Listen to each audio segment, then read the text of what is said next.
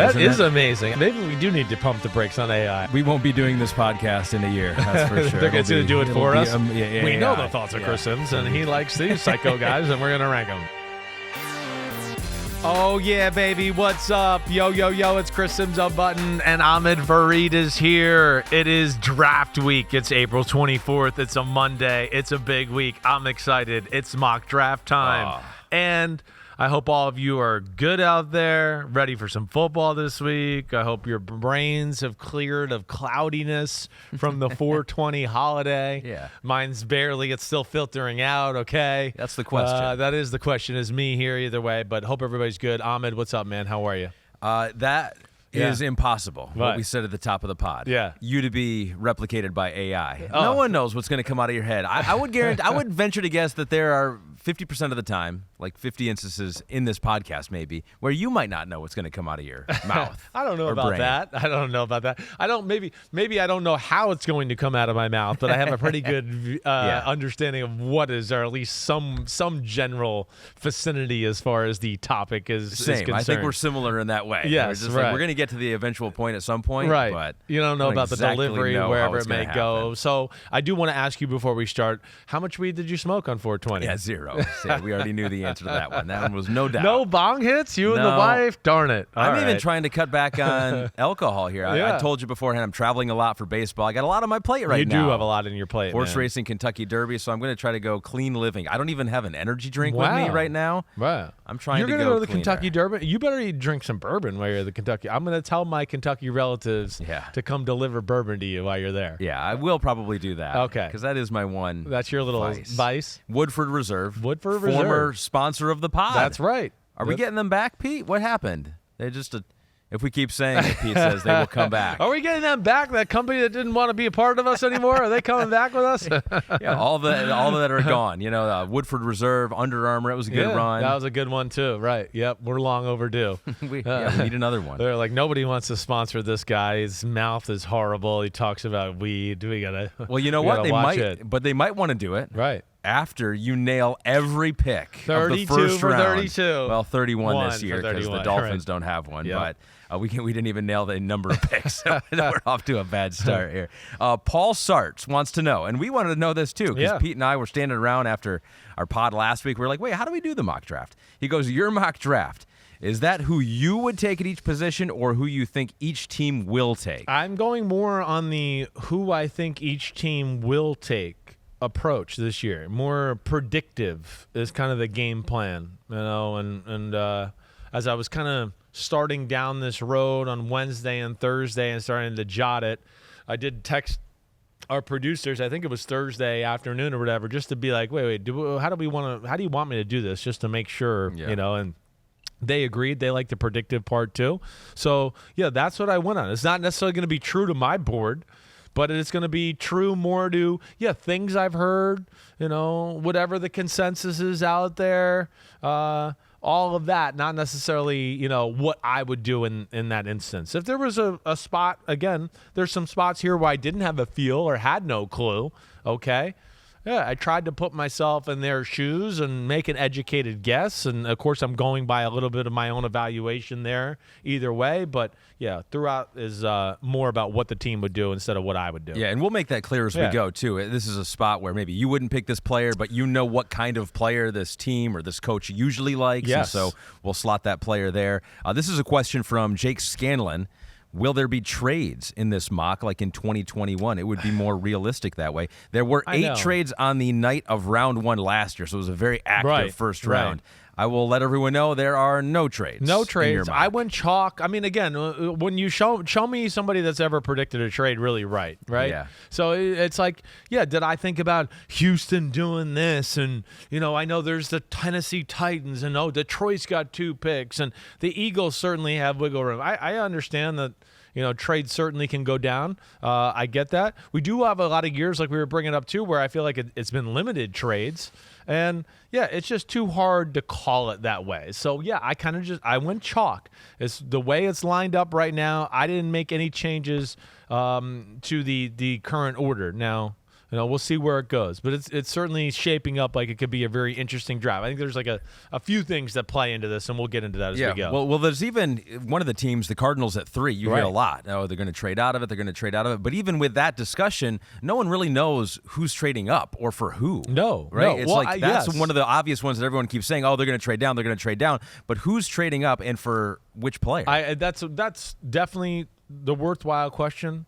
If you're trading up at number 3, then I would think that Jalen Carter's on the board. Or if there's some quarterback, of course, we can maybe get into that conversation too. But Jalen Carter's the best player in the draft. So, would the Cardinals take him? Are they comfortable with the off-the-field stuff? Monty Ossenfort, their GM, he's from New England. Sometimes they don't mess with guys like that. Maybe they look like we have enough distractions in our organization right now. We don't want to take a chance on that. Let's just go with a safe bet. I could see it going a bunch of different ways there. But, yeah, the Cardinals at 3. I think here's the interesting thing in the draft, right? And you and I were kind of spitballing here before we started the show. The draft is not super talented, as we know.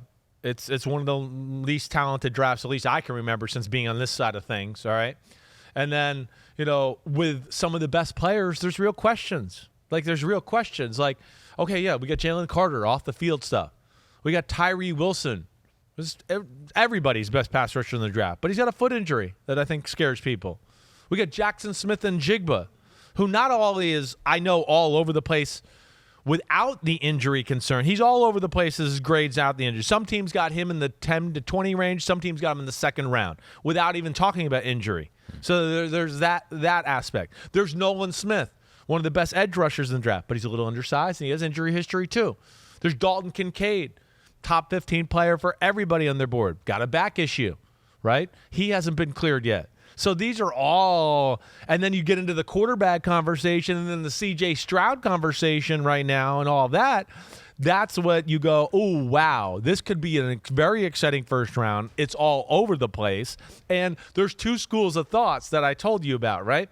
I talked to some teams that go, there's not that many good players. There's not many game-changing players. And if one's available, we're going to take our crack and get it.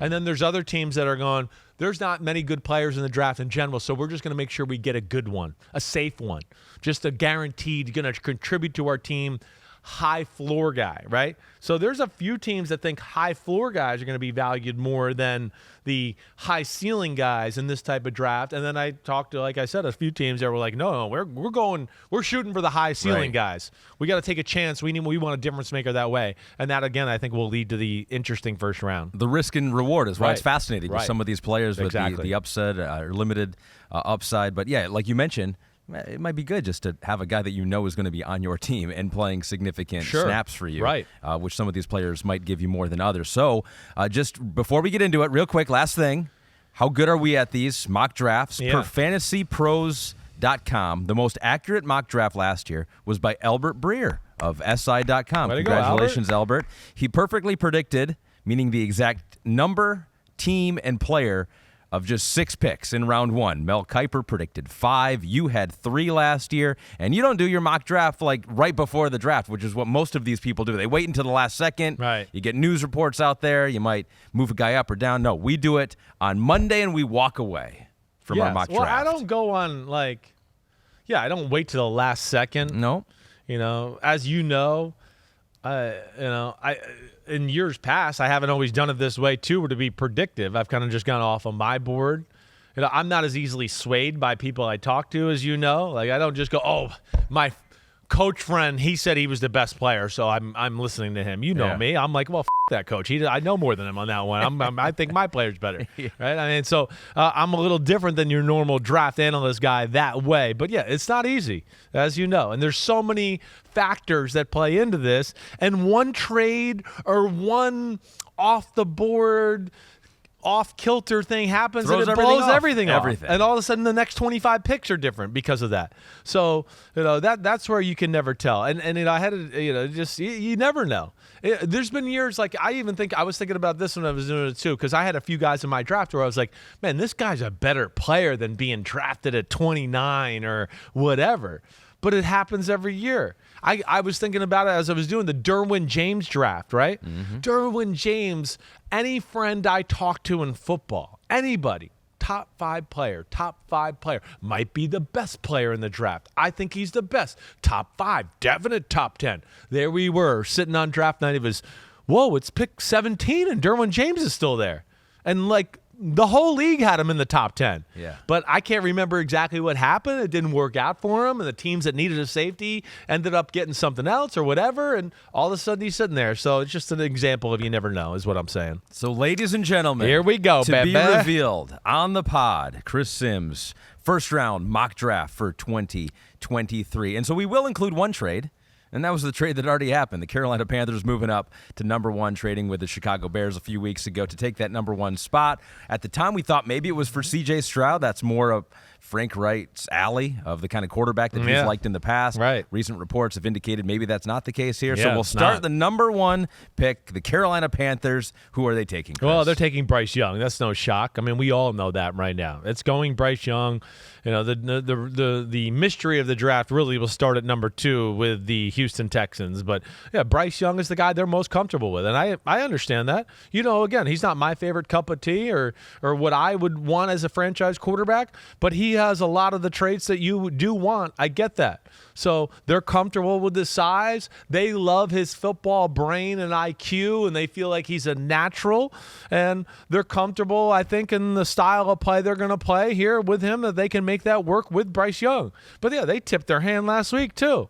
I mean, they tipped their. We know, everybody knows it, let alone when Scott Fitterer starts to talk about their training regimen to make sure he's got weight on him and stuff like that. They kind of gave it away on that one, too. He is minus 2,000 to be the number 1 pick, according to BetMGM. And even to that point, though, we all know it's going to be Bryce Young here.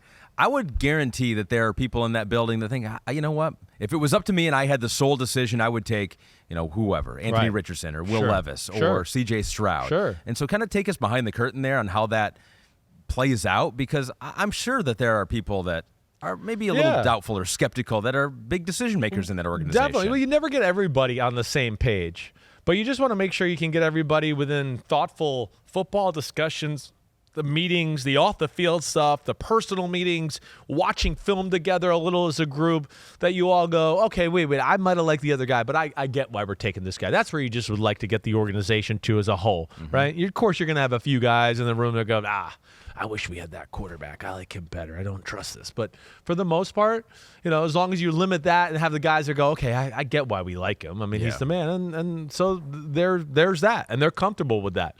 And I think, too, again, the elephant in the room here is the C.J. Stroud conversation. It's an uncomfortable conversation to have. So we'll save that. You want to save it for a little bit down the road? We'll save it for when we get to C.J. Stroud. Cool. We don't know exactly where he's going to fall in your mock draft. Not number 1. That was Bryce Young. Maybe number 2. The Houston Texans. That's been rumored for a long time. It has. Your number 2 pick in the draft is? I'm going Tyree Wilson right here. Edge rusher from Texas Tech, right? Get their Myles Garrett, get their Nick Bosa, whatever you want to say. They get their edge rusher to make D'Amico Ryan's defensive system that what made it so successful in San Francisco. This is the guy that can be that type of presence that Nick Bosa was for his football team. So you guaranteed on this pod, it was 3 weeks ago? Yeah. 3.5 weeks ago? Yeah. You go, Will Anderson's getting all the love. Right. He is the guy that people say could be number 1 overall pick, has that talent. And you said, I guarantee you, he will not be the first edge off the board. As we sit here right now, Will Levis is actually the betting favorite to go number 2 right now to the Texans at minus 145 to BetMGM. But you are confident in the fact that your declaration will be proven true that Will Anderson will not be the first edge off the board. I know there's liking here. I'm not totally confident. Again, the foot issue scares me. Liking of the Texans and Wilson? Yes. I know that there's a contingent in that building that likes Tyree Wilson as the pass rusher and the guy. Now, again, this is where the last 10 days is when everybody starts to come together with injuries. Where are we going to dictate how he falls or how we view that? Testing, all that stuff, the mental testing, the process testing, the personality testing, all of that. That all starts to get filtered out here within the last 10 days. That's really what teams do down the home stretch. But yes, I don't know anybody that has Will Anderson in front of Tyree Wilson as a prospect. I don't know anybody. People in the NFL. In the NFL, I know nobody. I'm just letting you know right there. I don't know one person, right? But if there's two teams that I could see having him up there, it's the Texans and the Cardinals, because they're into no mental mistakes. It's the New England way. Casario and Monty Austin for it. He'll do he's safe. The floor's high, right? He's going to do what we tell him. He's going to do it at a pretty high level, even though he might never be a superstar. That's New England. And that's why, they make me second guess this to a degree because of that aspect. And then, of course, the injury on top of that. But, no, I'm going to go with, what I've heard and what I really think makes sense ultimately. And then I think DeMeco Ryans has a good amount of power in that organization, and he's going to get his edge pass rusher. So the question is, how far will Will Anderson fall in the Chris Simms mock draft? So we go on to the Cardinals now with a third pick in the draft, no trades. So with a 3 pick, the Cardinals will take Will Anderson. I might be kissing my own butt here when it's all said and done. I don't think I'm loose enough to do that or flexible Probably enough. Not. But, yeah, well, there's like, really, let me just say this. Number 2 and number 3 should be Jalen Carter. He's the best player in the draft. So if you're not taking a quarterback, that's who they should take. But I don't have the sense that those two teams are going to go down that route. It's a little risky maybe with the off-the-field stuff. And they both have had teams that have had to deal with off-the-field bull crap a lot over the last 2 years, right? Let alone I'm not sure it's in the DNA. So that's where, yes, I'm going to go with Will Anderson here. He's a safe, for sure thing. Again, as I stated when we did this, he's a good player. He's just, to me, this is still way too high. I mean, there's no way I would take him at 3. Would this be one of those picks that you were talking about before, that teams that don't think there are a whole lot of high-impact players, they just want a safe guy. They want a guy who's going to play and play well. Exactly right. I think that's exactly what I see here. And then I think when you couple that GM in with it and then the state of the organization, that's kind of why I went that way there, right? But is there a part of me that goes, wait, is Jonathan Gannon? He just came from Philadelphia with these Georgia D tackles and big asses and all of that. Are we sure he doesn't want that again? I don't know. But the word on the street and the feeling I get was if they had to be there, it's going to be Will Anderson. So that's where I'm going with it, and we'll see where it goes. But I think there certainly could be some action for that number 3 pick, whether it's a quarterback or a team that goes, wait, we want Jalen Carter. So we're going to come up to get him. To me, he's the only guy that's going to be the trade-up, come-to-get-him guy. Him or Tyree Wilson are one of the quarterbacks. I don't think you'll see a trade for anything else. So homie T. Hutch says, hope you don't have to kiss your own butt. So he is rooting Me against too. it. Which you didn't say you'd do it on the pod, right? It would just be done in private. Well, I'd have to do. Well, what would be the fun of that? Nobody, you got to see it to believe it, right? I got to try. I mean, I figure I got to try right here. We got a couch right here. I could kind of flip my head over. Yeah. I know. I feel like that's one of those career-defining moments, though. Yeah, you're right. That might be the end of my career. It might be difficult to be seen as anything other than that from that point forward. Guy can't even kiss his own ass. Of course he's not a good So you've come off the fact that you thought that once everyone saw the tape of Will Anderson that he would not even be a top 10 pick. Now you do believe that possibility is obviously out there. Yes, obviously I was wrong with that proclamation. You don't think your evaluation was wrong? I really don't. No. And like I told you, I'm going off of just things I've heard. Mm-hmm. The people I know, and I mean, you know who some of my friends are in the NFL, and some of you out there can certainly make some guesses too. You don't know all of them. You know some of them. But yeah, I'm just nobody. I haven't had anybody go, not even like put up a fight. That's what I'm saying. So, again, I would not feel comfortable with him at number 3, but I can certainly see that team being comfortable with it and with their situation.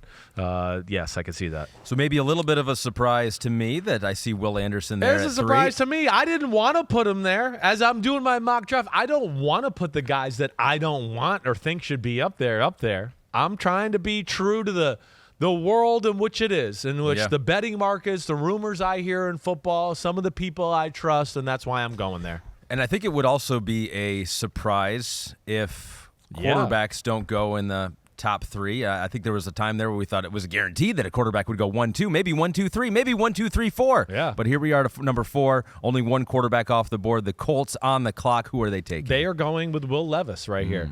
Yeah. Ballard typically, I think, is a traits guy. Levis has traits.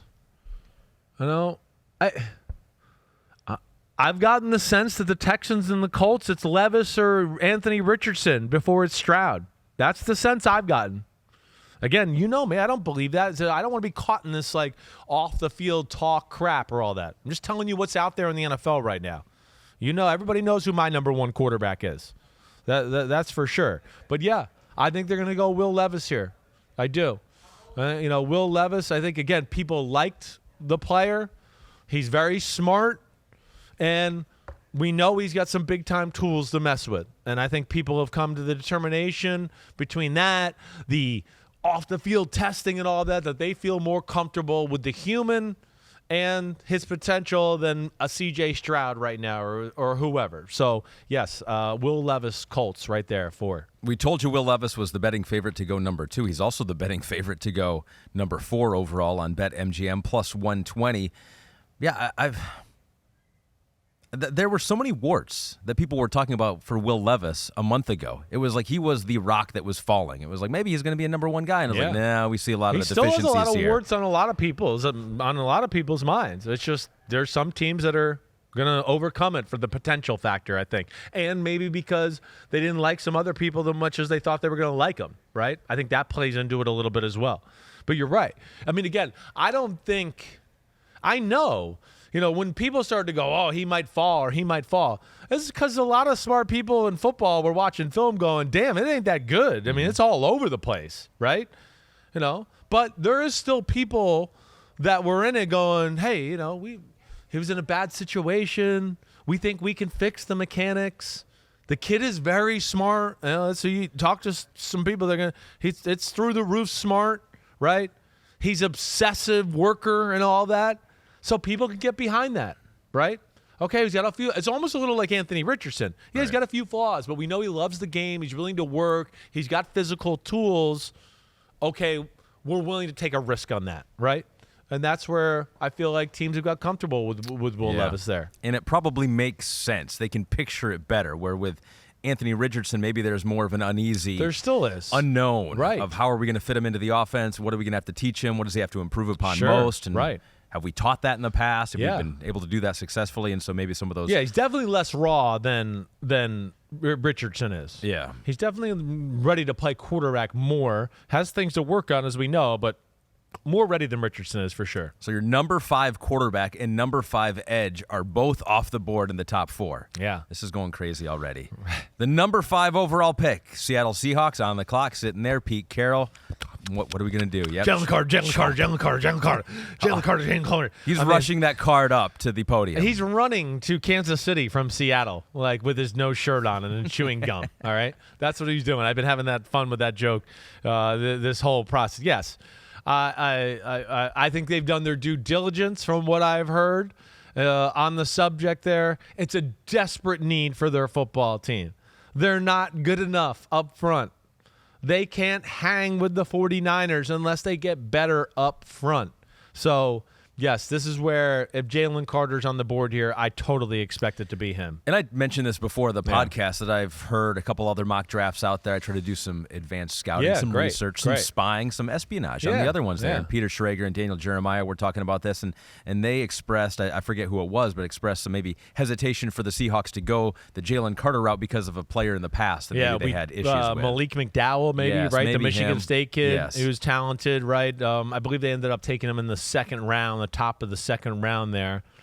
Hey, they've been burned by that before. I don't think that's going to stop them. They're not afraid of personality up there. In fact, to me, that's the perfect place for the guy, right? They can handle personality. They can handle those type of guys. And yes, I just think with that, the need for the position makes a lot of sense. And yeah, I've been told by some people that I trust that they've really done their homework on Jalen Carter and feel comfortable. And let me just get this straight. Yeah. If this happens, you think this is the biggest steal of the draft up to this point? Definitely. Him at 5. Definitely. I'm not going to say I've asked everybody this, but anybody that I've talked about with this, everybody thinks Jalen Carter's the first pick of the best player in the draft. Everybody. I don't think anybody. I don't think I've gotten at least into that conversation. Everybody that I didn't have that, we all agreed he's awesome, right? But the teams and people I've got specifically about it, yeah, it's like, oh yeah, Jalen Carter's the best player in the draft. I mean, we know that, right? I mean, it's this, like I said, when we broke him down, it wasn't like, oh man, this is the top tier. This was like, oh shit, I haven't seen one like this in a while, and I said that 3 years ago. Yeah. Generational. Right. When was the last time? It was 2 years ago. Quick generations we got now. So my Lions are bummed. Oh, baby. They probably would have taken Jalen Carter if he was there. there. They would if he's there. So they, in this situation, have to audible. Maybe you get lucky and you're the Seattle. Somehow the quarterback thing shakes out and Seattle trades down. Some team comes up to get a quarterback. Jalen Carter's there. Your Lions will take Jalen Carter if he's there. So he's not there. He's not there. Who goes to my Lions? Oh, our second favorite player. Actually, our favorite player. The guy we've kind of been saying all along, Devon Witherspoon. There we go. Yep, there he is. At the time you made the proclamation, too, that he was your number one corner, it was pretty unanimous that it was Christian Gonzalez from Oregon. But you've moved some betting odds and some minds of people this year, because I do see Devon Witherspoon number one in a lot of places now. I don't know how he wouldn't be. Again, it's a little bit like, we talked. I'm not trying to sit here and pound my chest or think I'm greater. It's a little bit like we talked about with Tyree Wilson and Will. It's one where you watch it and you go, I don't know how you couldn't see it. This is not that close to where you go, oh, okay, I understand where, you could see the other side. This is a special player. I mean, this is a guy that's crazy twitchiness, crazy aggression, crazy straight line speed, I mean, just has it all. Can play off, can play bump. I mean, there's no weakness to the player. And you guys, of course, were horrible in that department last year. So that'll be a big help for your football team. So Devon Witherspoon, corner out of Illinois. Got to make sure that we say that just in case you're not as familiar with some of these guys at this point in the draft process. So if a team were to take Christian Gonzalez over Devon Witherspoon, what are they valuing over what you see with Witherspoon? I would think just the size, maybe. I think that would be the only thing you could really feel comfortable about. Is just go, okay, wait, Gonzalez is 6'1", and maybe he'll be a little bit better versus the bigger receivers in football. Right, but after that, I don't know where else it would be. Are Gonzalez's mechanics better? Is he more technical? Yes, but my thought on that. That's teachable, and I don't really give a crap. It's like back to our Jeff Okudah thing. Yeah, the technique was through the roof good. Just guys kept catching the ball, but everyone was going, "Whoa, look at the technique, positive grade." He caught the ball, and then it's like the guy with the bad technique. They're like, oh, negative grade. But he broke up the pass. Oh, he didn't take the right footwork there. Off. Like, get the hell out of here. He's going to be the first guy off the board at corner. I like that. Yeah. I approve. Yeah. Lion fan approved. Devon Witherspoon off the board, number 6 to the Lions. 7 to the Raiders, your former head coach, Josh McDaniels. That's right. Former co-worker, New England. Yep. They got some needs. They do. Offense was pretty good last year. Defense has not been good for a while for them. They're on the clock. Where are they going? Yeah, I mean, this is where it got interesting. I thought about corner with them. I did. That was part of the conversation. Was there a D line? They could use an interior D lineman. I don't think there's anybody there that fits the value for them. So that's where I'm going to go to tackle. That's the next thing that made sense to me. They don't have another tackle opposite of Colton Miller right now that I think is a tried, true, proven commodity. Again, this is New England. It's McDaniels. They believe in offensive line and big people. And I think Paris Johnson, tackle from Ohio State, would make a lot of sense for them at number 7. Need for their football team. We know they're based around their offense. They're going to run the ball with Josh Jacobs, give Garoppolo time, let him carve you up with some of their weapons. Paris Johnson, I think, is probably the best pass-protecting tackle in the draft in a lot of ways as far as length and footwork. He wasn't my favorite guy. But from that standpoint, I think that's where teams really like Paris Johnson. Yeah, you liked Darnell Wright from Tennessee. Right. He was your number 1 tackle. You presumably have him going later in this first round of this mock draft. Yep. So BetMGM has the odds for the first offensive lineman off the board. And I think most consensus drafts out there for a long time had Peter Skoronski, the interior offensive lineman. Right. People think he's going to be guard from Northwestern. But he's the second choice. There it is, Paris Johnson. minus 175. So you must have called up your friends over at BetMGM, be like, how does this sound? They go, actually, that sounds pretty good. We'll make it the favorite. And so I guess those are some of the questions. Skoronski and Wright for you are not as good a fits for what the Raiders want to do. I feel like the Raiders will be a little bit more, again, knowing the New England way, the length, they're going to like length, and Paris Johnson has that. Skoronski's a guard, like you talked about, maybe a right tackle for some teams. He could do that too, but I think ultimately is that guard that's a high level that way. And then Darnell Wright and Broderick Jones. I love Darnell Wright, but I understand like the arm length and then the foot speed is not going to be for everybody. But you know me, I talked about that at the time. I'm not as much into that. I think it's a little overrated. I'd rather have the bigger guy, and Darnell Wright was the bigger human. But yeah, I think putting myself there, I think more of the NFL has Paris Johnson as this top tackle in the draft. Right? So those were some of the reasons I put him there. The action never stops at BetMGM. You can sign up now using the bonus code SIMS. Your first wager, risk-free up to $1,000. So say you bet $100 on the number one offensive tackle, Darnell Wright, being the first O-line drafted. If you win, you get $600. If you lose, you still get $100 worth of free bets, Ahmed. Simply download the BetMGM app today or go to BetMGM.com and enter the bonus code SIMS to make your first wager risk-free up to $1,000. Now, it was last year after the first round, you go, man, I'm just going to go with Vegas next year because they nailed a lot of it. Some of those things are head scratchers, but it's like Vegas knew. I know. Vegas knew. We're going to have Jay Croucher, who basically is Vegas. Yeah. I feel like he sets these lines. He should at this point. He'll be on the pod Wednesday to do his draft prop bets with us. So Jay will be with us to talk betting on Wednesday. We'll still sprinkle some in here on this Monday mock draft pod. We continue with the number 8 pick, Falcons on the clock. Where are you going with this one? Okay. Well, listen, betting odds, BetMGM, everybody. Yeah. It's Bijan Robinson, right? Oh. They love to run the ball. Right? They're looking for their Derrick Henry. Arthur Smith came from, right, the Titans. They want their go-to guy. Algier can be a 1-2 punch. Right. What a better way to support our young quarterback, right, who hasn't played a lot. We got a top-tier running back. We got Pitts. We got Drake London. We got this offensive line. Oh, my gosh, right? There's a lot of thought in the NFL that Atlanta is targeting Bijan Robinson. I feel like you're setting me up. I am setting you up because I believe they are targeting Bijan Robinson. But were they targeting him with the thought that C.J. Stroud was still going to be on the board? I don't think they were going to expect that. I'm going to have them go C.J. Stroud. Ohio State, pick number 8. Atlanta Falcons. I have a hard time thinking they thought early on in this process that he would be there for them to take.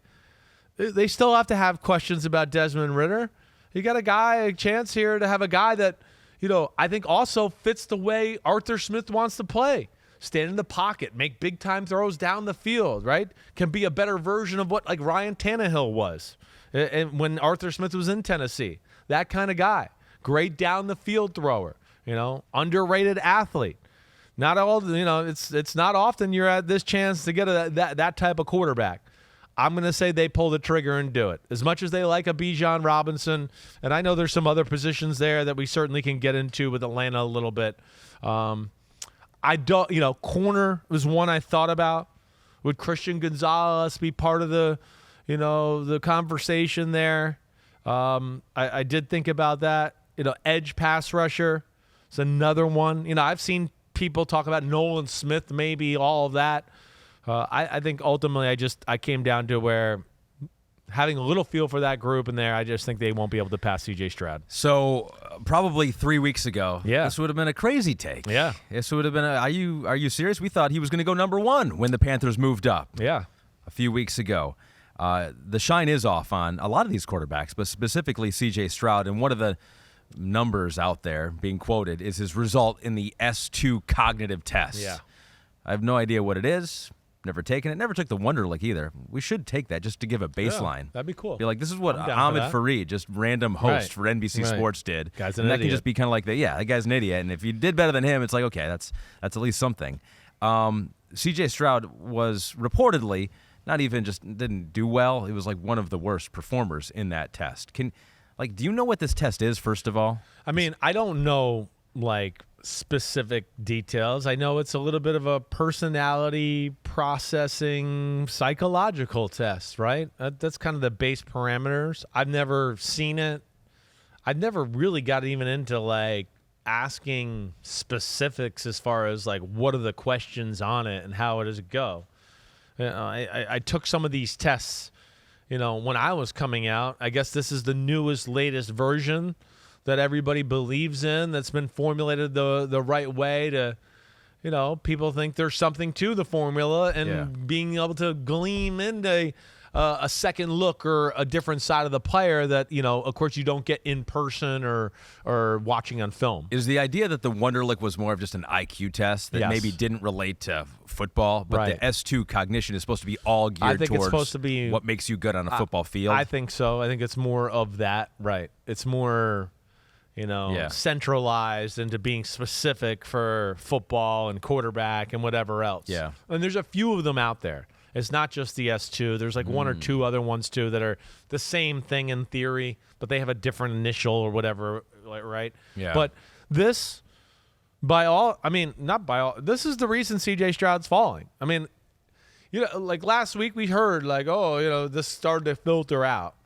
And I'm not the guy that like stuff filters out and I start calling around like, hey, what's going on? What's going on? It's just not the way I work. I'm not here to report news or anything like that. But as the week went on, this draft, week and all that, I talked to people, and of course, as I talked to them, I'd bring this up. And, there's some of these teams that they care less about the quarterback position, right? I told you a few before the podcast, the people I talked to. Oh. It wasn't like they're not looking for a quarterback in this draft. They have no dog in the race. They're not leading me down a road like trying to let me give try to get the media to think something different here. What do they think about this? Well, their thing is with these S2 tests, and what they're saying is what's concerning the NFL is that the test isn't predictive always of success, right? But so far it's predicted failure, I guess, almost all through and through, to where his score's at a point where I guess just about everybody's failed. He'd be the first to really be a successful one. And that scares the crap out of people. Now, it's early in this test, as far as, the history of it and how much you can really dive down and say, oh, okay, wait, nobody's ever done good on it, like how much stock you can put into that. But, right now, that's what's scaring teams. Let alone, I just don't think he was everybody's favorite, right? Like, I don't hear the teams I know that were in the quarterback thing, it wasn't like, oh, man, we hated C.J. Stroud or we don't like him. I just think they liked other people better. That's a few of the notes I got from those teams that were in the quarterback conversation. Yeah. Richardson is like the most pleasant surprise ever. Levis was better than people, thought, I think, personally and personable and charisma and all that, where I think people thought he might have been a little rigid and maybe insecure going into the process. So all that got proven wrong.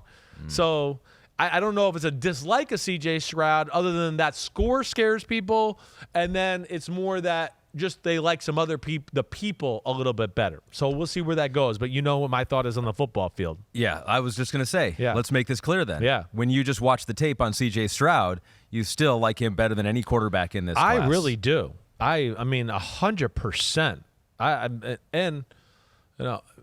Again, he's up there 1 and 2 with a lot of people. I mean, anybody you talk to, he's 1 and 2. But it's a conservative group of people like we talk about. Yeah. Jobs are on the line.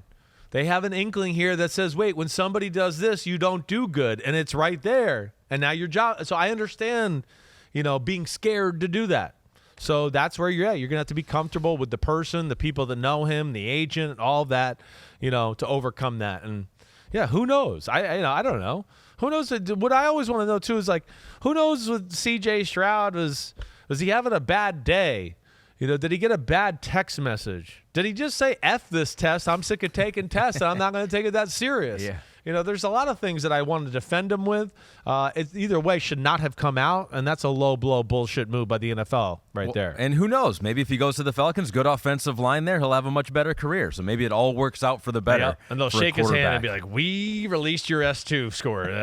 Thank you for coming here to Atlanta. It worked out perfectly for us. I think what it does guarantee is that quarterbacks won't take the S2 anymore. Why? Like, if they already don't throw, Bryce Young, don't run 40s.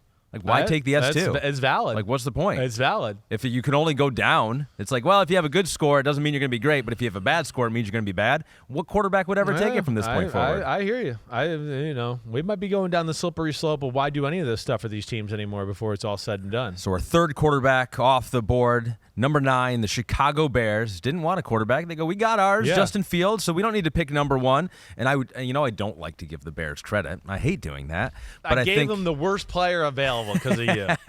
But I think that they made a prudent move and a very wise choice to trade that pick when they did, because when they traded it, I think there was a lot of chatter that, well, these quarterbacks are very, very good. And as the process has gone on, I don't know that they could. Maybe they could. Maybe the Panthers like Bryce Young that much to where they would do that trade again. But I don't know. It seems like the shine is off a lot of these quarterbacks where they struck while the iron was hot. So I give them a lot of credit. They got some assets, and now they're picking 9 and picking who? Peter Skoronski. Northwestern, guard, tackle, whatever you want to say there. I think he's more guard. Do some people think he could play right tackle and do that? Yeah, they do. So we'll see. But either way, I think he goes into the safe for sure thing bet on the offensive line, where I could maybe go, there's questions a little bit with all of them, in my opinion, the tackles that we're talking about. Skoronski has no questions. You're guaranteed you're going to get a high-level guard. You might get a high-level right tackle, okay? So that's where I look at it. They need offensive line. Right? There's, again, I thought about, hey, could pass rusher be part of the conversation? Is there some D lineman that might be part of the conversation here for them? It crossed my mind. But I think ultimately, no, this is the route they need to go. And I think, too, they got some flexibility here between him, Tevin Jenkins, who they drafted a few years ago at Oklahoma State, who I think they want to be their right tackle, right? He played a right guard a little bit last year too. So we'll see where this goes. But I just think he is a for sure thing. You talk about a high floor guy, definite high floor with the potential of a high ceiling and the potential to play different positions that can give you some flexibility, at least early on in his career, to make it all work here for the Chicago Bears. If that works out this way, that's a pretty good offseason for Justin Fields. Oh, my gosh. They like you. You're still the number 1 quarterback. They're not taking a quarterback. They get you DJ Moore, and then they get you some protection up front with Peter Skoronski. I think it'd be a great day for Justin Fields if it plays out like this. Last pick in the top 10, Eagles on the clock, a team with no weaknesses. No weaknesses. And this is the team that can say F you. And I think this is the team that takes Bijan Robinson. Ooh. I'm going there, yeah. One, I got pretty good feel that they like him. Bijan Robinson is, I think, universally top 5 player on most people's boards, right? Especially the teams that at least value the running back to a degree. And it's a draft in a year where we've talked about there's not a lot of superstar football players. He's one of them. So, yes, that's where – now, again, they're another team. Is there an O-lineman maybe for the future in the conversation? Maybe. I don't know. I don't know if I'd want to do that right now. D-lineman, I don't know if there's anybody that fits their need there, right? There's guys like – I do think this is the kind of the range where you can start to get into maybe – Calijah, Cancey. I don't even think it's crazy to think Will McDonald or even Lucas Van Ness to start popping up in this area here. And they'd be another team that I'd go, if our man Jalen Carter somehow is on the board at 6 or 7 or whatever else, I wouldn't be shocked if they tried to make a splash move to go up and get him. Why not? Fletcher Cox is on his last year, right? So there's a lot of things to go there, but I think Bijan Robinson's just too special to pass up. That's always the one that's hard to figure out as just a fan like me, a normal fan. You're like, everyone was like, he's a top 3 player, he's a top 5 player. Right. One of the best backs we've seen since Saquon Barkley. He'll go at the end of the first round. You're just like, I know that running backs are considered to be like a dime a dozen, but you just said that this guy is elite and he's better than all those guys. But it really does come down to, what can you find to replace him? Exactly. And what's the current pay structure for some of these players? Because, I don't know if people know it out there. It's like these salaries are locked in. You're slotted in. So C.J. Stroud, if he goes at 8, and then you got Bijan Robinson at 10 for the first 5 years of their career, they're making the same amount of money. Yes. And so, obviously, when quarterbacks are making $50 million a year, it's better to have one of those on the rookie scale than it is right. to have a running back who the best ones are making $10 million a year. And so the math just is not in the favor of running backs. It's not in the favor, but they're a team that, I don't think they have to worry about some of the factors that other teams do because the team's so well set up, they're ready. And, man, there was a lot of times last year we were sitting here going, man, the only weakness on their team is running back. If they had a running back, some of those holes, oh, my gosh, what's going to happen? And that could be really scary with Bijan Robinson. And it can, of course, help Jalen Hurts, that big contract. And, it just makes another part of their elite football team more elite to put more pressure on a football team. I think they're pretty well set up on O-line as far as depth. D-line, hey, they can address it a little later in the draft, too. They do have another pick in the end of the first round. So who knows, though? 11 here, you got the Tennessee Titans. They got a running back, Derrick Henry. Maybe they just make a call real quick. Go, here, take Derrick Henry. We'll take that 10 spot, and we'll take Bijan Robinson. Who knows if we were to do trades and get crazy. But the Tennessee Titans at 11. Tennessee Titans at 11, so they can do a few things here. Right, my fake scenario that I just made up. I mean, quarterbacks part of the conversation, maybe, sure. Right? I don't think Vrabel and that group there, O-line could certainly be part of the conversation. I don't think that's crazy to think that as well. Corner is another one that comes to mind here with them, and a guy on the edge. They're kind of a team that needs, some retooling in some places here, right? I'm going to go with the corner. Pass defense has been an issue there, right? I'm going to go with Christian Gonzalez here. I'm going to go with Christian Gonzalez, put him with Christian Fulton. I know they got some other young players from the draft, last year to help out in that position. But to me, Gonzalez has still got great size. He can really run. He's got very good ball skills. He's not my favorite corner in the draft, but I know he's valued by a lot of teams as the top 1 or 2 corner in the draft for sure. I understand that. I don't think that's crazy. And I think it's a team that, with the swing and miss of Caleb Farley a few years ago, they need a little more talent in this position group right here. It is a little startling how far they have fallen in a short amount of time. Yeah. I know. There are holes in that roster. There is. Well, I think that's why, Brian Robinson, the ex-GM's not there. Whether it's trading A.J. Brown, Jack Conklin letting him go in free agency, drafting the big tackle from Georgia at the end of the first round. He never plays it down for them, right? It's just Bud Dupree, big contract, never really even was healthy, but they paid him like he was a superstar pass rusher. There's just... If you start to really lay it out, there's one thing after another. Trading for Julio Jones, he can't even contribute to our team, but we traded away picks for him. Got Robert Woods last year. He wasn't even healthy. We traded away picks for him. There's one thing after another. So I can understand why that change was made.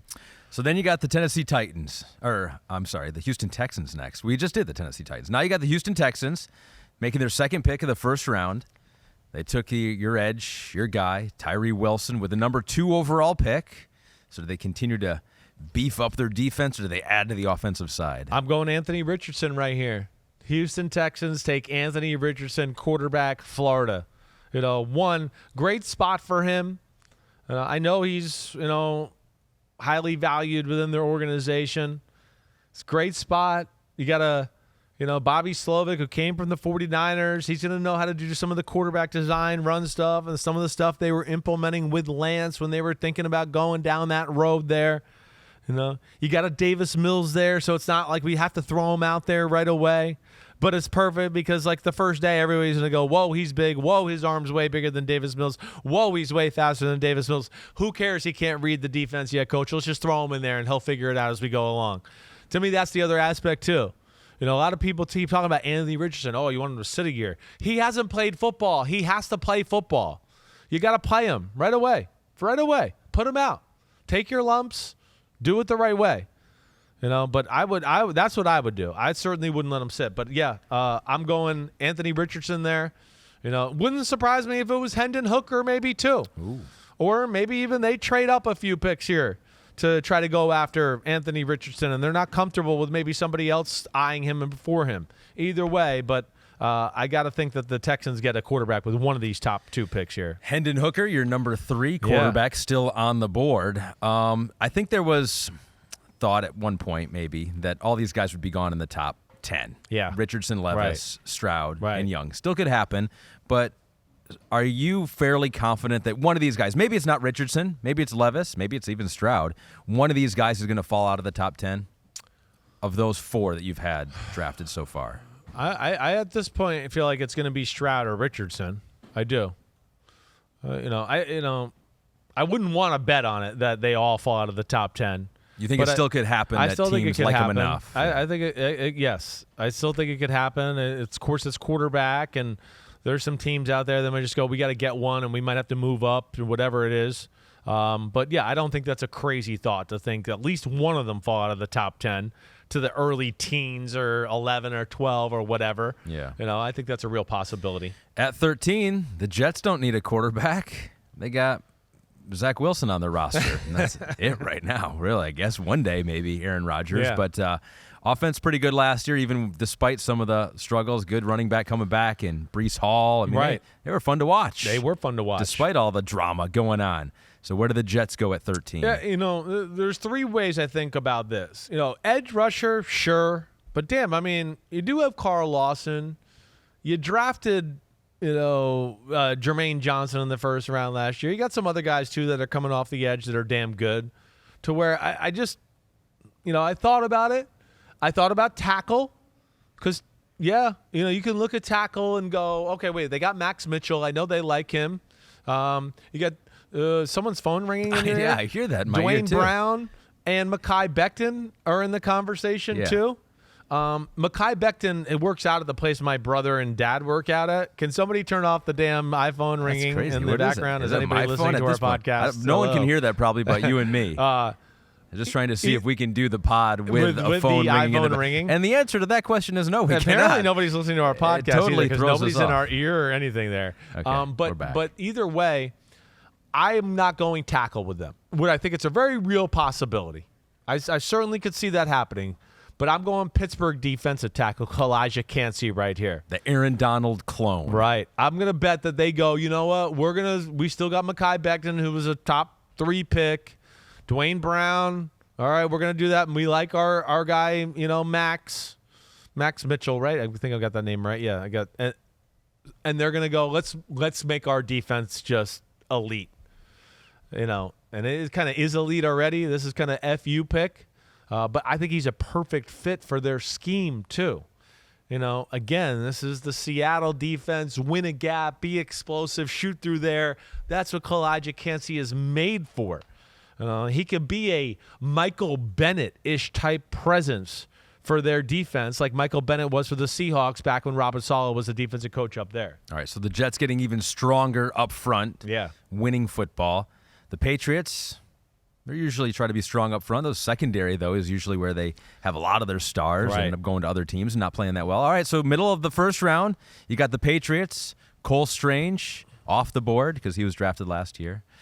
Are they going off the board again with some crazy name? I don't think so. Of course, I think they're in the trade down conversation. There always are, right?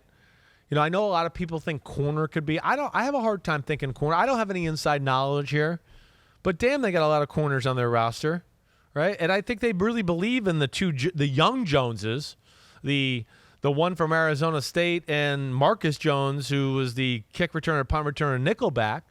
So I think they're gonna. If they have to stay put, I'm gonna say they go tackle here. Tackle's a need on their football team. Trent Brown, it's coming to the end there. Isaiah Wynn's no longer there. They have a need at that position. And so that's where I'm going to have them go. Broderick Jones from Georgia. Broderick Jones, protecting Mac Jones. Yeah, the How Joneses. many Joneses can one team have? Seriously, I guess that makes it even feel better. More Joneses. They got 3 Joneses on defense in the secondary, and then now that'll be just the 2 Joneses on offense. Is there another Jones on offense? I thought there might have been, but that's pretty impressive, right? Just keeping up with the Joneses up there in New England. You could get a Patriots jersey, and you could have any number and put Jones on the top. It was probably a real jersey. It's a real jersey. They actually play for the Patriots. Yeah. So maybe that makes it more likely to happen. Who knows? And what are the chances that he is protecting for Mac Jones when next year starts? I think he's he might have the greatest potential of all the tackles in this whole draft. I mean, he's got such a body. He's got incredibly long arms. He's got the good feet, all of that. There's some things he needs to work on. Yeah. But overall, he'll be a plug-and-play starting right away type of tackle. I was trying to kind of nudge you more towards what are the chances that Mac Jones is the guy that's taking those snaps. That's what you were trying to do. But that was good. It'll be Mac Jones. It'll be Mac Jones. Jones and Jones. Yes. Keep them together. Middle of the first round, 15, the Green Bay Packers. Are they going to get a weapon for their new quarterback and Jordan Love, some protection on the offensive line? Are they going to go defense that was disappointing last year a little bit for the Packers? One, they got some young defensive guys that I'm sure they're going, they got to contribute more this year. One, you got Rashawn Gary coming off injury. Devontae Wyatt, their D tackle from Georgia, who they drafted in the first round. Quay Walker, first-round linebacker. Yeah, they got to play better, right? Corner, they're stacked. When I look at that, I think their O-line's pretty good. I mean, maybe they could go O-line, but I look at it and go, damn, there's a lot of depth and talent there. So it got down to positions for me of really safety. I know people talk about safety. There's no safety to take at 15 here. Tight end is what I kept coming to. And tight end, and that's where I'm going to go Dalton Kincaid from Utah.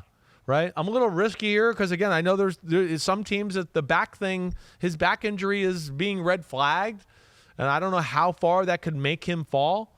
But, I mean, we're talking about freak show tight end here. I mean, this guy he's special. And this is a coach who I know values tight ends, being with the Shanahan family. He understands the importance of a guy that, with my offense, I want to run the ball, outside zone, do all of that stuff. Having that tight end to come out of play action, boots, all of that. So that's where I think it's not only a need for their football team, but it's a phenomenal football player. Definitely one of the 15 best players in the draft. Just has this injury thing, and I think if there's no injury thing, he could have maybe gone on the top 10. He was your number one tight end. Yep. He is the number one tight end off the board in your mock draft. Wouldn't it be kind of funny if this really does happen? Because Pete notes here in our rundown. Yeah. Green Bay's last two offensive skill positions drafted in round one. You had Jordan Love in 2020. That probably didn't make Aaron Rodgers happy. And the only one previously before that was Aaron Rodgers himself. He was never given a first-round wide receiver. Yep. And now they get a superstar tight end. Now they get a superstar tight end, perhaps. 16, the Washington Commanders. With the first tight end off the board, where do they go? Well, they O-line is not perfect. They signed some people in free agency, though.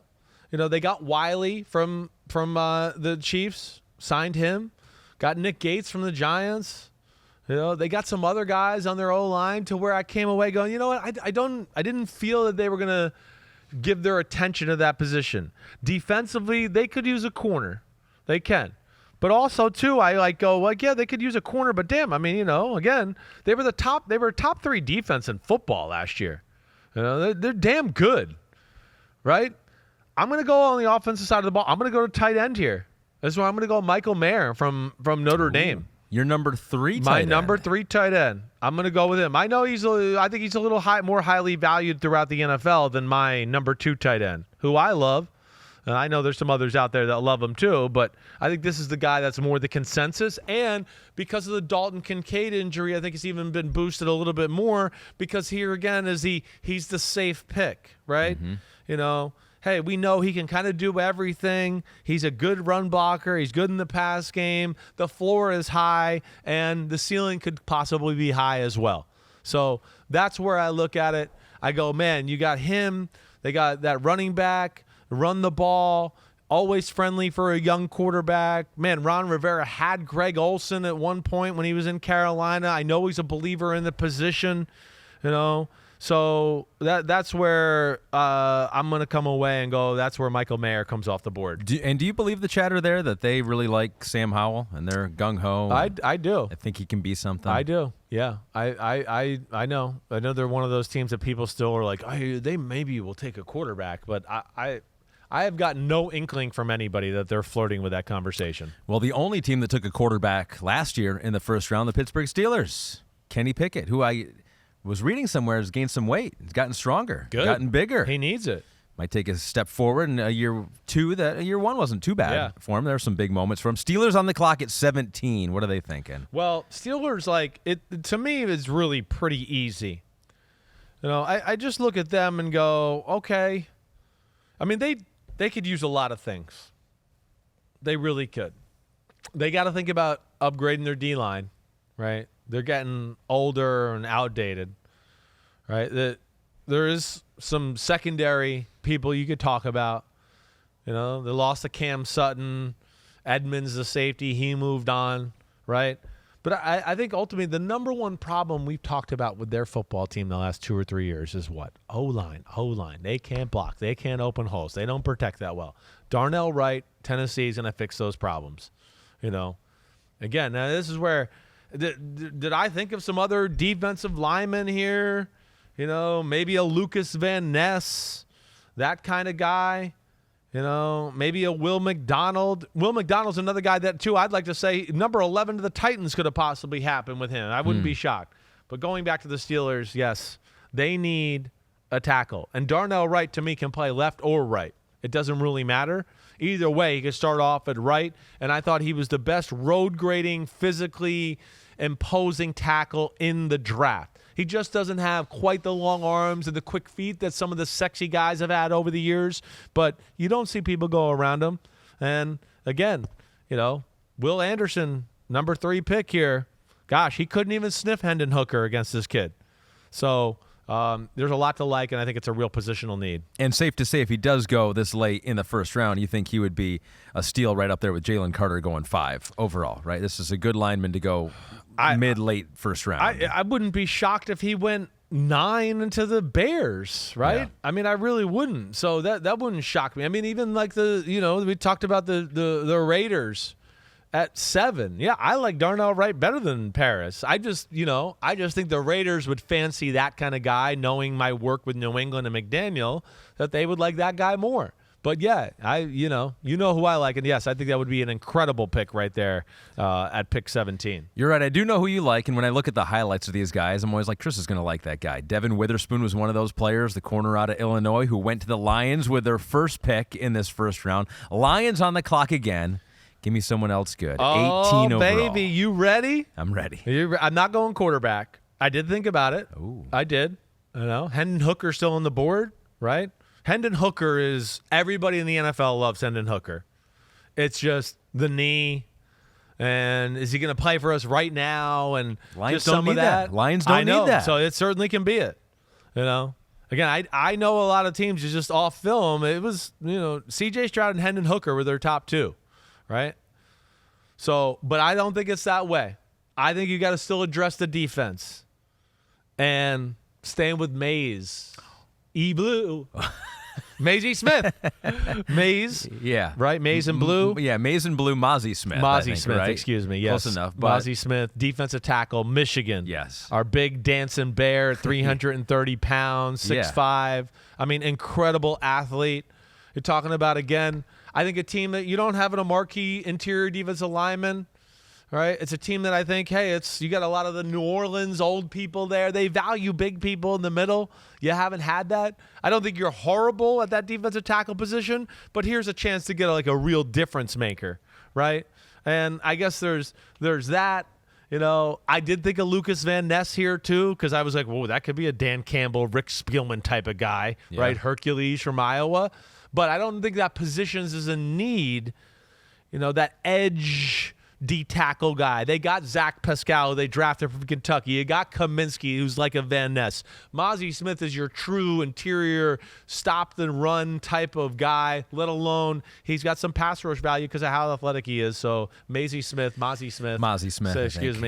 Going to your Detroit Lions. Yeah, if you just went off the physical specimen of a man, he would be a top 10, maybe even a top 5 pick, but he's raw. There are some things on tape, gets handled sometimes too much, more so than you want a guy that saws a little bit. Yeah, there's just a little too much. Yes, exactly right. That's what bothered me, right? Just there was a little too much, whoa, you're too big to get moved like that there.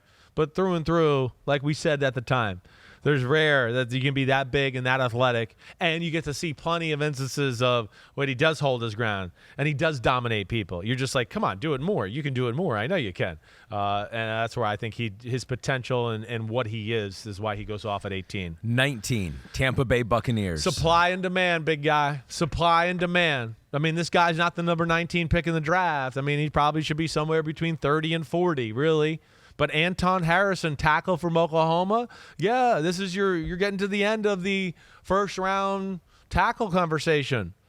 Tampa Bay needs a freaking tackle badly. So this is the only guy here that makes sense. It's Tristan Wirfs, where I don't know if they maybe move him to left tackle or they keep him at right and just have this guy play left. Either way, we know this is a real need. Donovan Smith's gone. That's over. And you look at Tampa still, there's still a lot of things I like about their roster. And I just didn't think like anything else really matched up as far as value and what they need here more than anything. I thought that this made the most sense. I know some people think there's a D-line need there. I get it to a degree, but I still going to go, damn, you got Shaq Barrett, you got Tryon Shayanko, who you just took a few years ago, you got Vita Vea, right? I just don't think they're going to go that route. I think they got to help the rest of their team out a little bit here. And this is not totally off the board, too, like a guy who you think is a second-round talent, really, because he's your number 4 offensive tackle as well. He's the number 4 offensive tackle off the board here. Right. No, that's kind of when I went by, and I think he's. Like I said, I think by most teams he's valued as, one of those guys that can go off the end at the end of the first round. But I think he's going to get a bump up just because of, hey, there was a run on tackles and there's only a few elite ones or the potential to be elite, and he's one of them. Cole Strange, UT Chattanooga. Yeah, hopefully you have another moment like that. 20, Seahawks, second pick of the first round. They took Jalen Carter with their first pick. They're going to go more defensive line here. They're going more defense. It's the Seahawks. I know they weren't happy with their defensive line last year. I know they weren't. And that's where they're going to go Nolan Smith from Georgia. More Georgia. Yeah. They're going to get 2 Georgia guys, right? Nolan Smith he's got a chance to be, a superstar pass rusher. You're Hassan Reddick. He could maybe even be a Von Miller. He's got that type of explosive ability, strength for his size, bend around the edge. I mean, he's awesome. Again, I think if he's a little bit bigger and he doesn't have injuries, he's definitely going in the top 10 or 12. He's one of those where, again, he might be a little low here. Somebody else might grab him. But as I just kind of went through, I think this one's the one that makes sense. And, again, I thought about quarterback here too. Quarterback, Seahawks, second pick. Maybe they could do it, right? But I know they like Geno. They got something good there. Why mess with that formula and what you got? Use the pick on something that can help your team out right now. You went to the playoffs. You got a Jalen Carter and this type of guy with DeMarcus Walker they got in free agency too. And you just go, Seattle could go from being in the cellar on a defense to one of the top defenses in football just with that talent infusion right there. I always think about this too. A guy like Nolan Smith is a guy that some people could fall in love with, and other people could say, no, the size is really a problem, and we don't want him in the first round. And he could go, 12. And people say, well, he's more of a 20 guy or more of a 25. But the team picking 12's not picking in the 20s. And maybe no one will trade down or let them, trade up to let them trade down. Exactly. And so it's like, what are you supposed to do? You like the guy? You take him 8 picks too early? Sometimes it's worth it to get the guy you want. I don't think it's crazy to go like Atlanta at 8. Okay. I don't think it's crazy to think if the Texans didn't get a pass rusher, maybe at 12. The Jets would certainly like that type of pass rusher. So those are teams that I think would fit he'd fit their mold of what they wanted, that type of player at least. So off the board, another Georgia guy on defense, Nolan Smith. Yeah. 21, the Chargers. They got to figure out a way to stop teams from coming back from 30-something points down in the playoffs. So do they go defense with their first-round pick? Well, I mean, they could use another interior D-lineman, in my opinion, but it's not desperate. They're not desperate at that spot. And then, 2, I want to go, like, how many billions are we going to spend on the defensive side of the ball? I mean, we got Bosa. We got Khalil Mack. You got Kenneth Murray at middle linebacker. You got Derwin James at safety. You got J.C. Jackson at corner. You got Samuel at the other corner. I mean, damn. I mean, it's right. So it's time to go Justin Herbert's side here. I thought about tight end.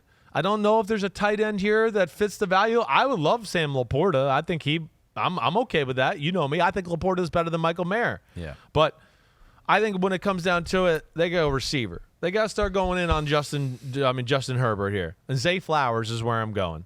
Zay Flowers, like I've said, Jalen Waddle, Kadarius Toney, Brandon Cooks, whatever, he could be that type of football player. They already got size at receiver. They need some of these weapon guys. They need a guy that can catch a 5-yard pass and go up the sidelines for 30 more yards. They don't have that. They got Mike Williams. He could throw it 40 yards down the sideline, and he'll just go up and get it. They got Keenan Allen, who will run unbelievable routes for 10 and 15-yard gains all day long. They got no guy that can catch a slant, take a reverse, do anything like that, right? They need that. Zay Flowers. He'll be able to run routes, beat people deep, be the reverse speed sweep guy. I think he makes a lot of sense for the Chargers. Your number one wide receiver, when you did your rankings, he is the first wide receiver off the board for you in your mock draft. I think we have the first wide receivers selected in the last 5 drafts. There is some talk that it might be Jackson Smith-Njigba in this spot as the first wide receiver off the board. I hear you. How have they done here in the past? Well, Drake London, I think maybe a little bit of a slow start, but a good finish to the year for him in Atlanta. Jamar Chase, obviously very good. Henry Ruggs, a bust, was off-field issues, obviously. Marquise Brown, lukewarm on that. Who knows if it's the situation or the fit, but he has not lived up to that first-round billing. And DJ Moore, a guy who you like that has inconsistent quarterback play around him for most of his NFL career. That's right. I mean, DJ Moore and Jamar Chase, we know they worked out. That's for sure. There's no debate there. They're stars. Right? Yeah. London, I'm with you. Yeah, I think it's there. And Pete notes, too, sorry, Chris, that the total number of wide receivers in the first round, we had 6 just last year, 5 the year before that, and then 6 in 2020. We might only see 2. I think you might only see 1. I wouldn't be shocked. I don't think it's crazy, But yeah, I could say it go from 1. The one I don't know, and I haven't talked to anybody who feels this way. The one I do see is, the Addison kid from USC. Yes, Jordan Addison. I don't know anybody that holds him in that high in regard, but I see other people's mocks. There must be somebody they're talking to that's got him in a higher up there. I've yet to talk to that person. We'll see. But Zay Flowers, to me, was my favorite guy. I think he's a safe one, too, here. Again, where, we'll dive into it in a little while. But I think Jackson Smith-Njigba, it's a little all over the place with him. And Quentin Johnson, the bigger straight liner guy, he's not everybody's cup of tea, the kid from TCU. So that's where I think Zay Flowers will be the first guy off the board. All right, we'll get to Smith-Njigba, or will we? Will he drop out of the first round? Little suspense. 22 Ravens, defensive secondary, perhaps an issue for them. We saw it as Tua tore him up early on in the year last year, even though they addressed it with Kyle Hamilton last year. Ravens, holes to fill. Where do you see them going? Yeah, I think this is where I got into corner, I think, more than not. There's a part of me that was thinking maybe receiver, but, I mean, damn, they got OBJ and Bateman, and they signed Nelson Aguilar, right? Their Duvernay's there. They got some guys there to where I go, it's not like a desperate need. And, of course, they got really good tight ends. D tackle, I thought about that a little bit. But I think ultimately I'm going corner, and that's where I'm going. Deonte Banks, Maryland, going to a guy that's right around the corner, and I'm a little into that. Like your Lions taking Mozzie Smith, right?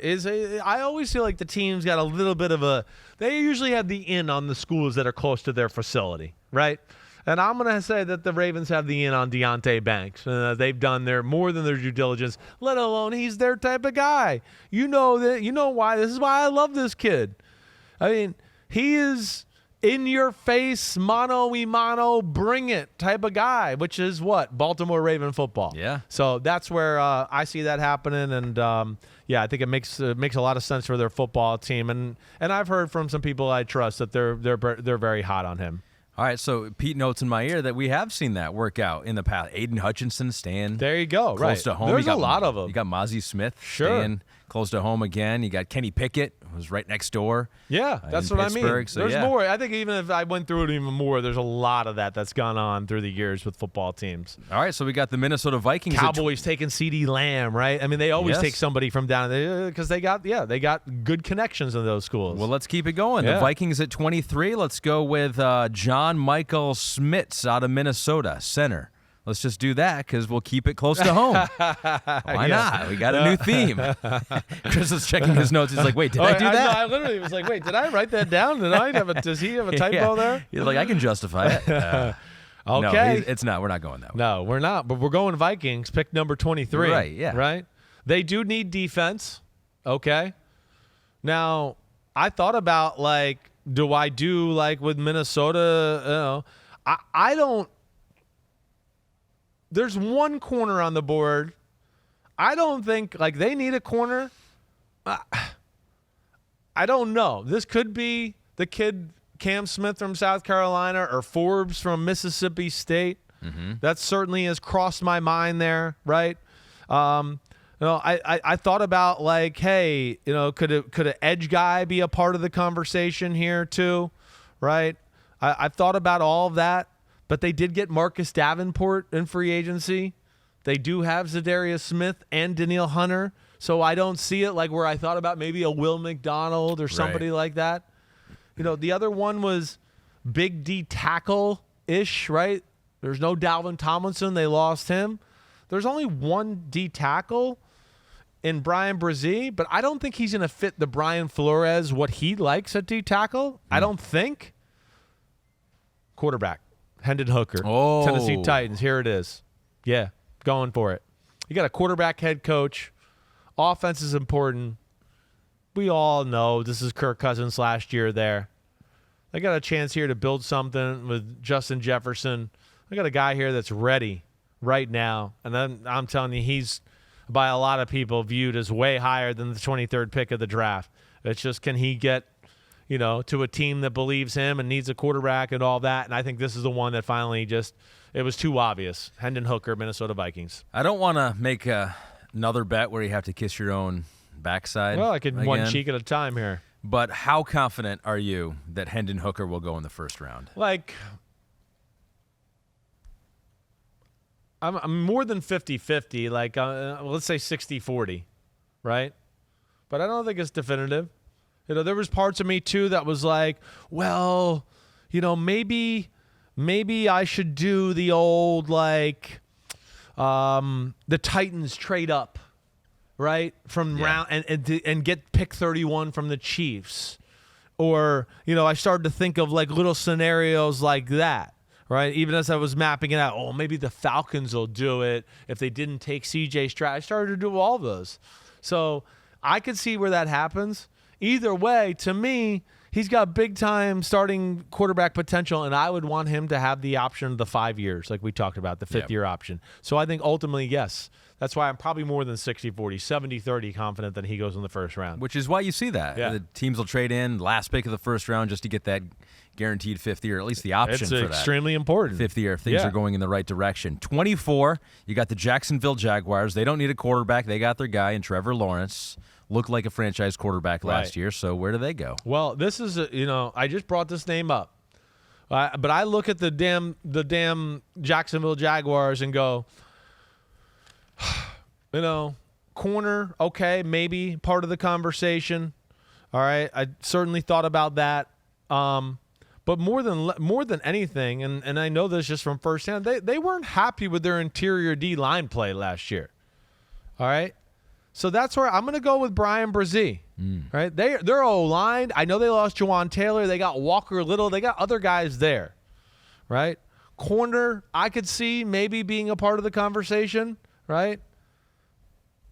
So that was a possibility. But Brian Brzee, I felt like he can be – you remember Justin Smith on the 49ers? Oh, yeah. Right? That GM, Trent Baalke, well, he's the GM of the Jaguars now. Right? I feel like it's a desperate need for their football team. It's the only part of their team I actually look at and go, I know they have Roy Robinson Harris. He's kind of a edge, 5 technique and defensive tackle, kind of both. But it's the only part of their team I look at and go, they don't really have a real good player at that position. And I think, again, we're talking about a guy that's 300-plus pounds, that athlete, that quick. He's pretty good at two-gapping and doing that type of stuff. I think this is a hell of a player. I do. He could be like a Siler down in Miami, number 92, white guy, crazy guy in the middle of that defense. I think that's what he could be, but I think it's a real need for their team. I could see them wanting to go this direction. Yeah, one of the top I prospects. don't have a feel for them. I don't have a feel. The Jaguars. I don't have a great feel for what they're going to do or hearing rumors or anything about that, so I'm not going to lie to you there. Just big, strong dudes. Yeah. To add to the big, strong dudes that they already have there, and Brian Brzee would be one of those. Your Giants now on the clock. Oh, the most crucial pick of the first round for you. On the clock there with what needs do you see the Giants having right now? All right, well, wide receiver we know, but I don't think it's anything bad. I don't think they're wasting anything on a first-round pick here at receiver. There's enough to go around. They got Darren Waller. They got some other guys I think they're confident in. Center is definitely one that I thought about here, okay? But I came away going, they got a better chance of they can get another interior O-lineman or a center in the second round, where the position I'm about to throw up is I want to go, you're not going to get anybody this good like in the second round at this position. And that's where I'm going with my corner, DJ Turner from Michigan. They don't have an island shutdown corner. Wink Martindale's defense doesn't work unless he has that. I mean, he's told me that before to my face, So I know that's what he believes in. There's a reason they had Marlon Humphrey and those damn corners down there in Baltimore, because it allows him to do what you play man-to-man. I can do crazy shit. You play man-to-man. I can blitz like crazy, right? So that to me, there's only one real island corner left. Emmanuel Forbes is good. He's a straight liner who's tall and doesn't change direction good. You can't say that you're going to trust him on a corner. I mean, on an island. Turner's that guy to me. Turner to me is my second favorite corner. Yeah. I like him better than Gonzalez. I think he's got a lot of the DJ Witherspoon type of thing in there, right? So I'm going to go there. I had a little birdie tell me there was some liking there, and I'm going to go with it too. Yeah. Oh, because that was my question, because he was your number 2 corner. Right. He's your number 4 corner off the board in your mock draft. I wonder how many people throughout the league share your view of him, because your view is not consensus. No, I know it's not. I think a lot of people had DJ Turner as maybe like the 7th best corner in this draft. Right. No, I understand. But you're getting a feeling that some NFL teams see him I know as some that. NFL teams have like end of first round grades on them and stuff like that. Yes, I do. And then I got to feel that, from somebody I know that, talks to some people there in New York, that's what they thought. There was a little bit of a love affair there with. So we'll see. I don't know. I could be wrong on that one. The center conversation, certainly, whether it's John Michael Schmitz or Tipman from Wisconsin, those seem to be the 2 guys that are consensus first rounders, or the guys that could go in the first round at the center position. I'm going to bet they go with somebody that can make a little bit more of a difference. Well, now with your connections and your history and you putting DJ Turner here to the Giants, that will be the consensus pick here in moments. 26, most hated rival, the Cowboys, on the clock now. Yeah, and this is where I'm going to go center. I am. I'm going to go John Michael Schmitz, right? The center's been an issue. There hasn't been high-level play there, right? I mean, I think they're in the process here the last year or two of kind of retooling their offensive line, making it a little younger. When they were at their best, Ezekiel Elliott's early years there, I mean, they had killers across the board. And I think they're, going to try to protect their investment in Dak Prescott that way. Their defense was awesome. We know that. Mm-hmm. I mean, McCarthy made a comment when he took over, and Kellen was, I want to run the ball more, right? So all of those things lead me to think that. Tight end was a thought, I don't know. I just, again, I think Laporta's there. I don't think Laporta from Iowa is viewed as from everybody there, so I didn't do it as far as that's concerned. What was the other position? A D-line I did think about too. Do they start thinking about a Lucas Van Ness or a Will McDonald? Those are Miles Murphy from Clemson, right? Those type of guys. I could see them thinking about that too, but I also then just got into like, well, damn, you had arguably one of the best defenses in football, and you had the most fearsome pass rush in football too, right? So I just went, they need help in other places, and that's where I went with John Michael Schmitz. The number one center off the board. He is your number one center in college football too. Yeah, he was. Goes to the Cowboys at 26. Then you got the Bills. Sitting next to you for a year watching the Buffalo Bills, you just kept saying, they need to add some more weapons for Josh Allen. They need more offensive weapons. Right. Can they do it in the draft? I think they can. I think this is where they're going to do it, right? I don't think there's a D tackle that makes sense for them here.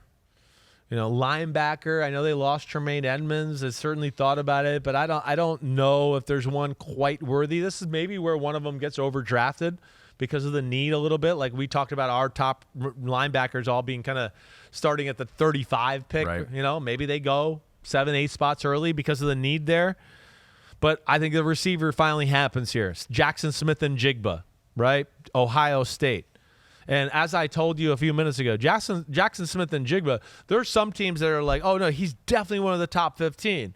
And then I talk to other teams that go, we have a top of the second round grade on him.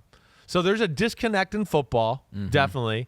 And then when you add on, the underwhelming 40 time and a hamstring issue, he's a little all over the place. It's all over the place. But I just think for me here, even with the injury concern, this is perfect for me. And who knows where they have him valued. But they need him. And I just go, you got Diggs on the outside, Gabe Davis on the outside, and now you got Jackson Smith-Njigba working the inside. Watch out. I like that little combination there. I thought about Quentin Johnson, but I wonder, they got Gabe Davis. They kind of already have the big receiver. Yeah. They need something else, and that's where I ended up going Jackson Smith-Njigba. Yeah, Jackson Smith-Njigba is the favorite to be the first wide receiver taken, according to BetMGM, -500, but you have Zay Flowers going ahead of him. It is. It's hard to kind of visualize how this would happen, right? If some teams do have him as a top 15, maybe they would trade up if they saw him start to slip like this, but is it worth how much do you have to give up? So, I think that is a receiver because that's one of those names that were thrown around there in the Jahmyr Chase kind of like franchise-changing receiver. I don't agree with at that Ohio at all. State. He was one of the best ones we had there, even while we had Olave and Garrett Wilson. I think that's cooled off to a degree, but still people love the size, the strength, and what he can do after the catch. They love the route running. But then I have other friends that go, he's too slow and he'll never separate from a big time, and he can't play outside at all. And they're scared that kind of what we said during the time, that, he's quick and great with the ball in his hands, but is that going to be really that good in the NFL? Because, he might make a guy miss, and then he'd be running up to, I'm going to make the second guy miss. Yeah, but the first guy that you made miss already caught you from behind, right? So that's where it's a little all over with him. And then you talk about hamstring issue for a guy that relies on his hamstring. That's also adds to the all-overness with the player overall. So be interesting to see where he goes. But, I know – I saw mocks where the Titans at 11, the Texans at 12, Jackson Smith-Njigba, right? Damn, I thought I saw one with the Jets. I want to go, how many receivers is Aaron Rodgers going to get this year? Everybody. Yeah, he's got a list of 17 wide receivers in college right now that he wants them to draft. I think I saw another one with the Packers, too. So, obviously he's viewed high by some, but I do think there's some out there that I know that are a little scared, too. Cincinnati Bengals probably don't need a wide receiver. Got a good wide receiver room. They're on the clock at 28. Tight end. I don't think tackle is a part of the conversation here. All right.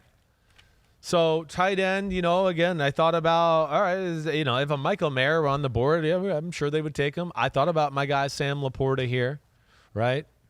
He's come up a lot in this podcast. Well, to me, he's the next guy off the board. Yeah. I know he's liked, but I haven't heard anybody specifically say, I might take him at the end of round 1. Right. So that's where I'm chicken, right? Okay.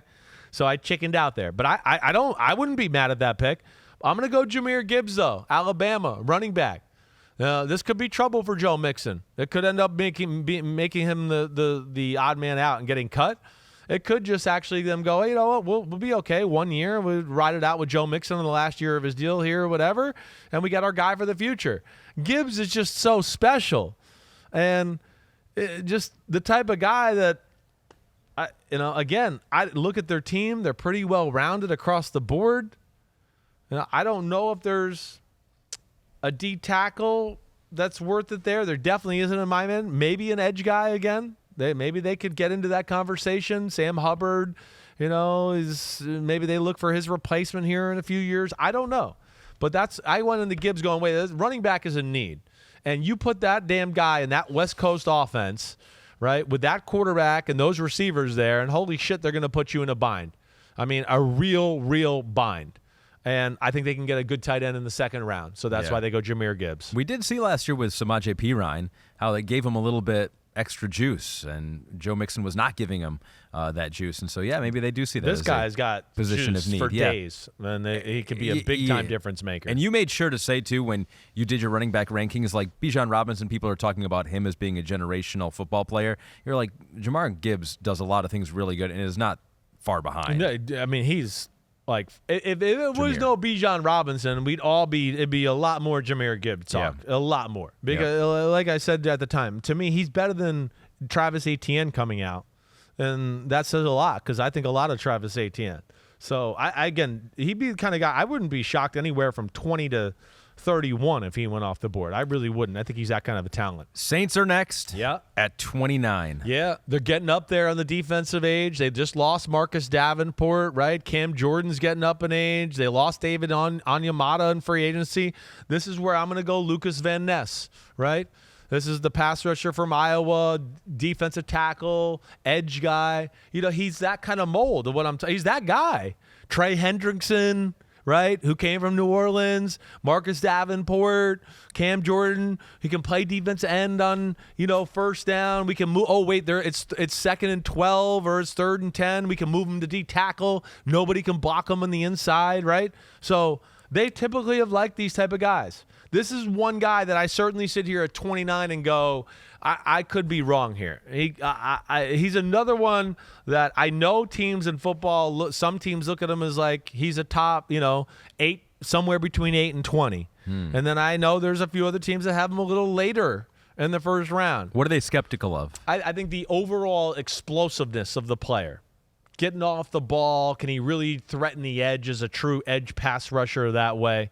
I think the teams that like him aren't going to be valuing that as much as, hey, we think he's good at that, but there's a lot of other stuff that he's really good at too, even though he's not awesome at that, the prototypical edge pass rusher, right? Strong. He's powerful. He's strong, Hercules. He's powerful. He's versatile, right? He can do a lot of different things schematically, whether it's one gap, two gap, at a few different positions too. So I think that's where a team and a guy like Dennis Allen will really value a Lucas Van Ness. The Eagles value the big dudes up front on the offensive and defensive line, although you had them taking Bijan Robinson with the number 10 overall pick. They're back here on the clock at number 30. Yeah, and I don't think an O-line fits here. And again, their O-line is pretty stacked. I know some people think they might draft an O-lineman for the future or whatever, right? But I go, damn, I mean, they drafted their center of the future last year, and I would think he's going to be the starting guard with the center they drafted for the future the year before that, and Landon Dickerson, who is the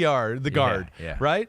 So, I mean, tackles, they're awesome. I don't know. I mean, do we have to have the greatest O-line in the history of football and the greatest backups in the history too? Yeah. I just don't see it there. I think this is where they protect themselves for the future on the edge a little bit. I think this is where they go edge. And I'm going to go Will McDonald from Iowa State. And like Lucas Van Ness, this is a guy that I was disappointed I have him going number 30. I really am. Like I said earlier, I wouldn't be shocked if he went off the board at 11 to the Titans. I wouldn't be shocked if it was the Packers, the Steelers, your Lions, the Seahawks at 20. I mean, there's a few teams I certainly would say I would not be shocked, right? I think he's not the sexy media guy, but there's a lot of NFL people that go, this dude's a football player, and I want him on my team, right? Yeah. They're at a point, too, where Brandon Graham, 1-year deal, Derek Barnett on the last year of his deal, Josh Sweat, they can get out of their deal. The deal could be over at the end of this year. So this is where I think it's like a future pick, let alone he can add something to the team this year. Yeah, it's one of those where it's drafting for need in the NFL. People are like, you're always going to need all these positions every year. You're going to need them. The turnover is so great from year to year, injuries and contracts and whatnot, demand trades. So, beef up on any part of your football team that you can. You like Will McDonald a lot. You got to run on edge here at the end of your first round. You got Lucas Van Ness, then you got Will McDonald. Last pick of the first round, the Chiefs at 31. The Chiefs at 31, and I'm going to the edge again. I am. One with the tackle situation. I don't think there's the value there for the guy. All right, wide receiver. I thought about maybe Quentin Johnson here. Would they do that? I mean, they got some damn good receivers. They're not desperate there.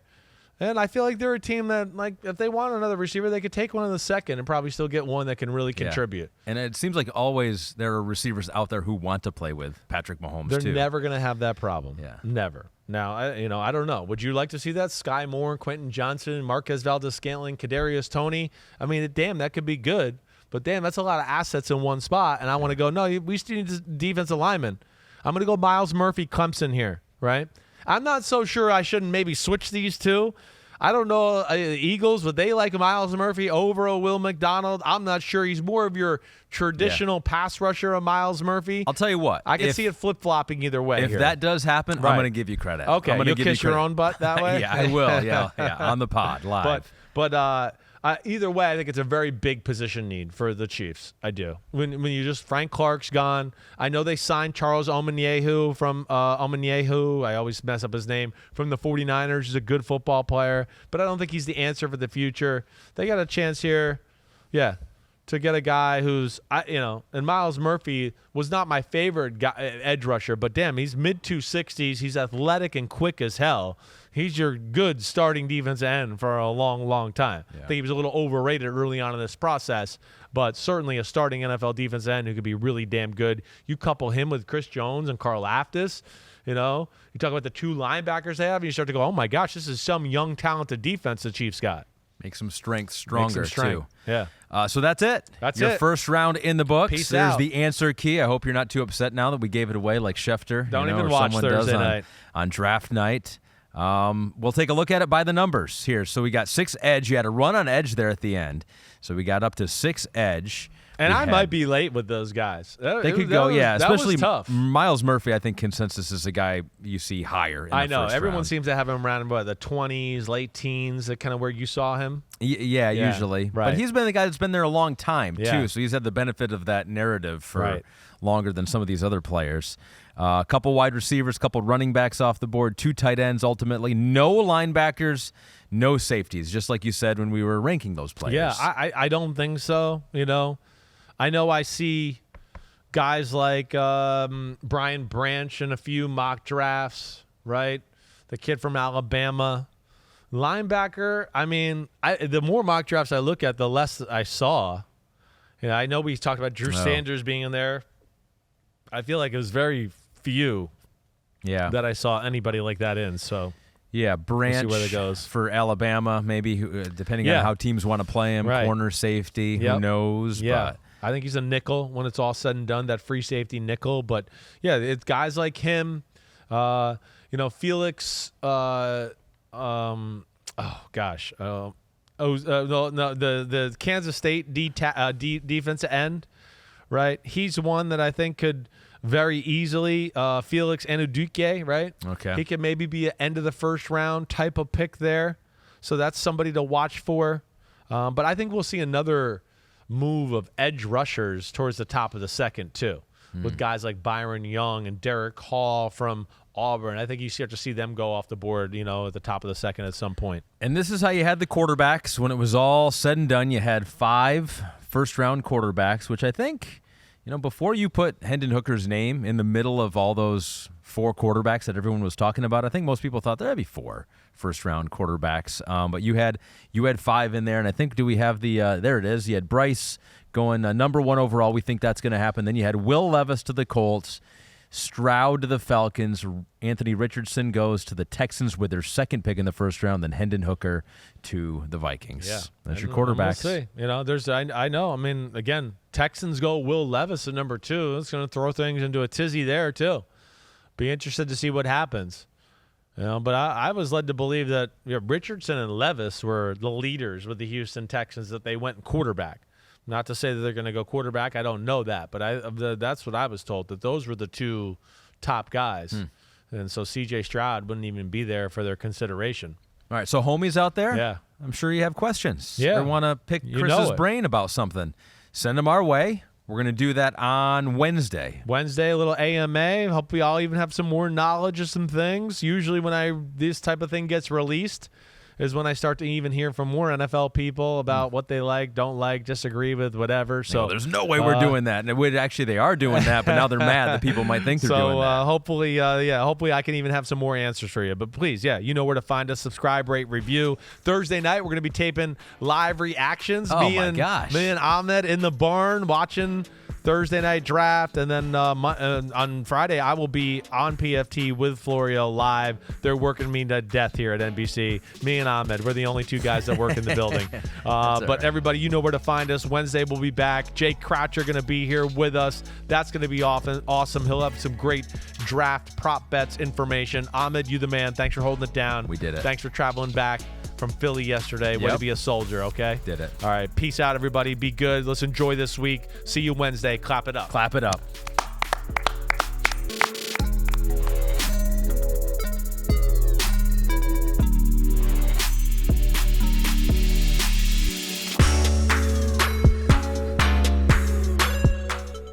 Yo. Thanks for watching, homies. It's the off season, but you know there's no off season for us here at Unbuttoned.